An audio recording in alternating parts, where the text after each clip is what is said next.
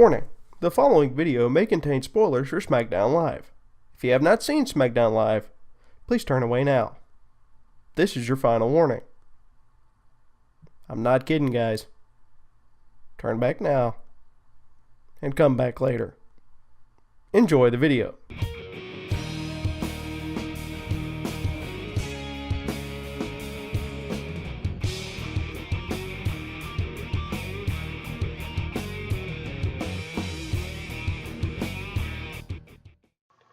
What's going on, everybody? My name is Brandon Dudechair Craven, and welcome to my very first edition of my top 5 favorite moments from Smackdown Live. Now, this is going to go exactly as my Monday Night Raw top 5 would go. So, without further ado, let's get to this week's top 5 moments from Smackdown Live. Number 5 this week, Y2J Chris Jericho versus Cesaro. This match was good, but not good enough to get past number 5. The highlight for me was Chris Jericho hitting the codebreaker out of nowhere onto Cesaro when he was going for his springboard European uppercut off the second rope. That was a great highlight, but again, not enough to get past number 5 for this week. Number 4 this week, Dean Ambrose versus Seth Rollins Part 2. The action for this match was not as good as Monday night, but the ending was way better than Monday night's ending was. Monday night's ending ended in a huge kerfuffle. I don't even know what the word kerfuffle means. I don't know. But anyway, it was a huge it was horrible. The ending was horrible for Monday night. They posted what happened on the WWE Network on their Twitter page. I also posted on my Twitter page, like I told you last night or the other night in my WWE Monday Night Raw top 5. If you're not following me on Twitter, can't help you. Number 3 this week, Draft Central on the WWE Network. Now, I know this wasn't on SmackDown Live's programming, but it was implemented during SmackDown Live, before, during, and after the program went off the air.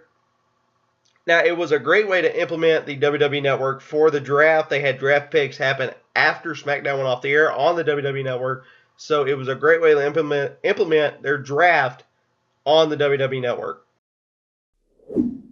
Number 2 this week, the second screen experience during SmackDown Live. Now, basically what happened is during the Luke Gallows versus John Cena match, they went to commercial, but during the commercials, they continued to show the match on the side of your TV screen during the commercials. They had the commercials in a little box, and then they had your match in a little box on the side of the screen. So it was a very cool way to do that. I hope they do that in the future. The audio is muted for SmackDown Live feed, but you can still hear the commercials. I hope they do that in the future because it's a great way to continue watching SmackDown or Raw during your commercials.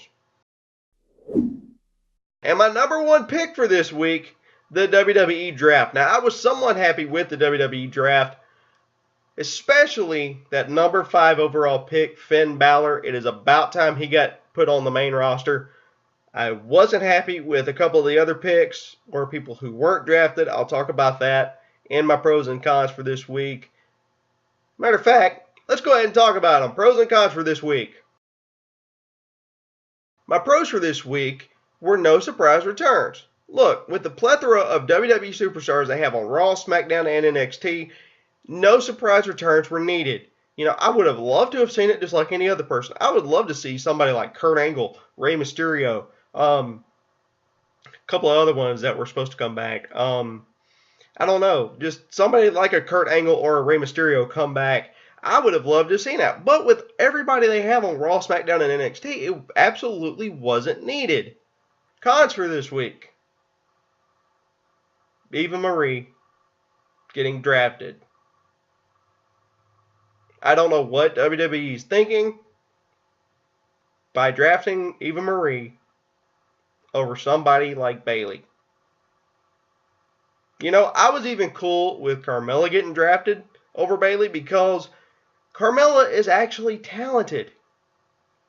Eva Marie could not wrestle her way out of a paper bag if it had holes in it where she could see where she was going. I just don't know what they were thinking. Hopefully WWE saves face tonight by bringing in Bayley as Sasha Banks' tag team partner during her match against Charlotte and Dana Brooke. Please, WWE, if you are watching this, Please bring her in as her tag team partner because Bayley deserves to be on the main roster with Finn Balor. Please. Please. What were you thinking by drafting Eva Marie? That woman has had multiple chances in the WWE on the main roster, and she still can't wrestle. She had Brian Kendrick train her to wrestle, and she still can't wrestle. What are you thinking? Anyway, folks, that's going to do it for me this week for my very first top 5 favorite moments from Tuesday Night Smackdown, or as they now call it, Smackdown Live. So let me know what you think in the comments below. Leave me a comment. Also, do not forget to like, share, and subscribe to this channel so that way you and your friends will know when these videos will be posted. Check it out next week for my top 5 favorite moments from Monday Night Raw, my top 5 moments from Smackdown Live, and also coming up next week is my review of WWE Battleground. So that's 3 videos that are coming out next week. So until then, enjoy tonight's WWE Battleground pay-per-view on the WWE Network. My name is Brandon Duchair Craven. I'll see you next week. I'm down for the 3 count. 1, 2, 3. God bless you. See you next week, y'all.